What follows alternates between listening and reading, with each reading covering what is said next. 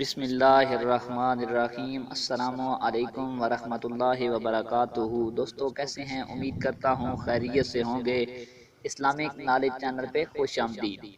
آج کی ویڈیو میں ہم لے کر آئے ہیں آپ کے لیے قربانی کے جانور کے اندر شرکت کے مسائل۔ بہت ہی اہم ویڈیو ہے آج کی اسلامک نالج میں اضافے کے حوالے سے، اور اکثر ہمارے معاشرے میں یہ مسئلہ بڑی دفعہ پوچھا جاتا ہے کہ شرکت کے مسائل کے بارے میں کہ گائیں، بیل یا اونٹ میں کتنے افراد شریک ہونے چاہیے، کیا عقیقے کا آدمی اس کے اندر شریک ہو سکتا ہے یا نہیں۔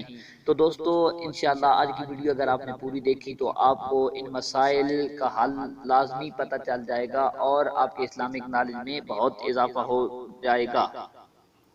تو دوستو آئیے ویڈیو کا آغاز کرتے ہیں، چلتے ہیں ویڈیو کی طرف۔ شرکت کے مسائل۔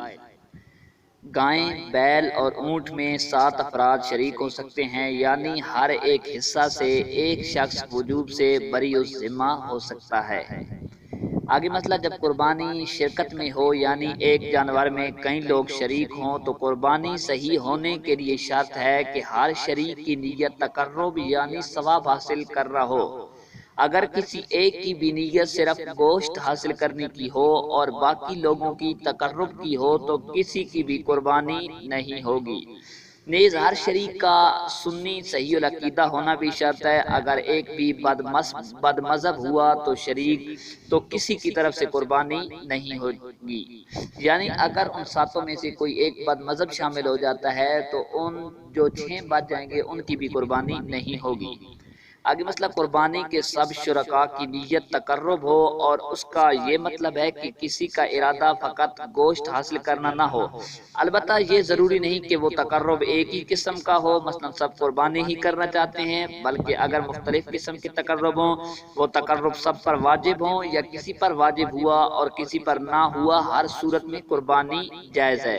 مثلا حج میں جن غلطیوں سے دم واجب ہوتا ہے، ان سب کے ساتھ قربانی کی شرکت ہو سکتی ہے۔ آگے قربانی اور عقیقہ بہت ہی اہم مسئلہ ہے، اس کے بارے میں بہت پتہ کیا جاتا ہے آج کل ہمارے معاشرے میں۔ تو دوستو قربانی اور عقیقہ کی بھی شرکت ہو سکتی ہے، یعنی ایک جانور میں اگر کچھ لوگ قربانی کی نیت سے شریک ہوں اور کچھ عقیقہ کی نیت سے، تو یہ بھی درست ہے کہ عقیقہ بھی تقرب ہی کی ایک صورت ہے۔ تو پتہ چلا کہ قربانی کے جانور کے اندر عقیقہ والا آدمی بھی شامل ہو سکتا ہے۔ اور آگے مستحب یہ ہے کہ قربانی کا جانور خوب فربا کا معنی ہوتا ہے موٹا ہو اور خوبصورت اور بڑا ہو۔ اگر چھوٹے جانور کی قربانی کرنی ہو تو بہتر ہے سینگ والا مینڈا جو چت کبرا ہو، جس کے خصیے کو کاٹ کر خصی کر دیا گیا ہو، کہ حدیث پاک میں ہے حضور صلی اللہ علیہ وآلہ وسلم نے ایسے مینڈے کی قربانی کی ہے۔